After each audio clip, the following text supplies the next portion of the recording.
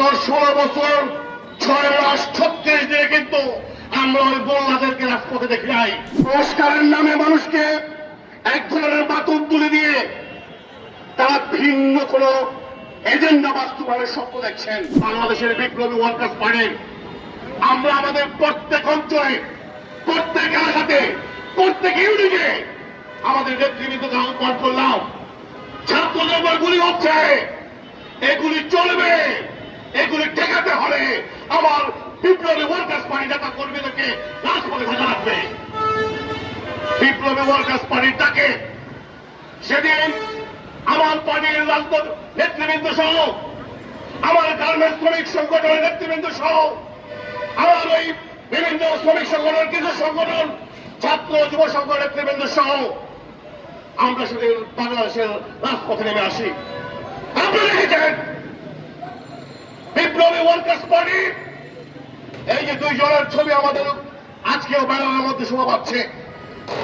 বিপ্লবী ওয়ার্কার্স পার্টির রাজনৈতিক পরিষদের সদস্য থেকে শুরু করে কর্মী পর্যন্ত শত শত বিপ্লবী সাহসী প্রাণ আহত হয়েছে সে আন্দোলনের মধ্যে। আপনি দেখেছেন শেখ হাসিনার সেই সময়ের কি বিভৎসতা।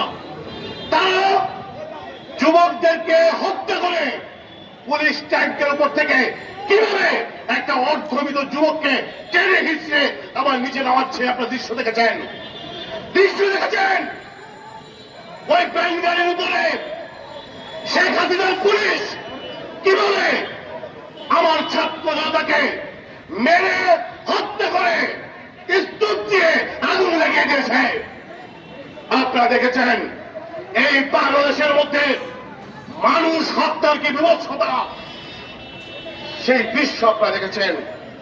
বাংলাদেশের এই পিচঢালা কালো রাজপথ সেদিন রক্তে রঞ্জিত হয়ে গেছে। হাসিনার বিবেক কাঁপে নাই, হাসিনার বিবেক কাঁপে নাই, মানুষের বিবেক কিন্তু সে সময় বন্ধ হয়ে যায় নাই। আমরা সেদিন প্রতিবাদ করেছে, আমি প্রত্যাশা করেছিলাম এই আন্দোলনের মধ্য দিয়ে বিজয় অর্জিত হবে। যারাই ক্ষমতা আসবেন নিশ্চয় তার 1 নম্বর প্রায়োরিটি দিবেন ওই আমার গণহত্যার বিচারের ব্যবস্থা করার মধ্য দিয়ে। 7 মাস পার হয়ে কাছে পায়,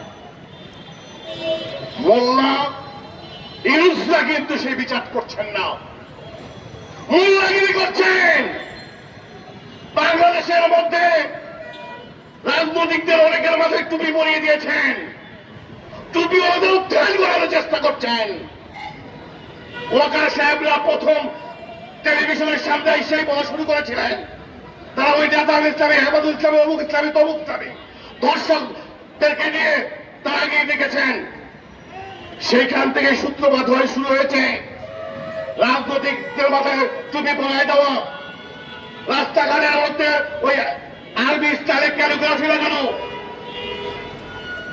গত 16 বছর 6 মাস 36 দিনে কিন্তু আমরা ওই বন্যাদেরকে রাজপথে দেখি নাই। রাজপথে ছিল শ্রমিক, কৃষক, ক্ষেত মজুর, রাজপথে ছিল সাধারণ মানুষ।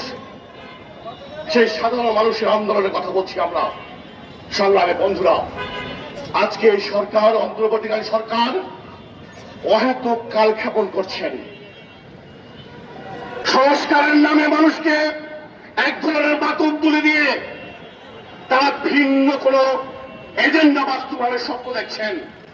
যে কারণে আমরা খুব পরিষ্কার বলি, এই ধরনের ভিন্ন এজেন্ডা বাস্তবায়নের স্বপ্ন বাদ দিয়ে সংস্কার যে সকল জায়গায় যতটুকু দরকার অতটুকু সম্পন্ন করেন, একটা সুষ্ঠু অবাধ গণতান্ত্রিক নির্বাচনের ব্যবস্থা করেন। বাংলাদেশের মানুষ গত 17, 18, 20 বছর ধরে ভোটাধিকার থেকে বঞ্চিত। এই মানুষগুলোকে ভোটাধিকার দেন।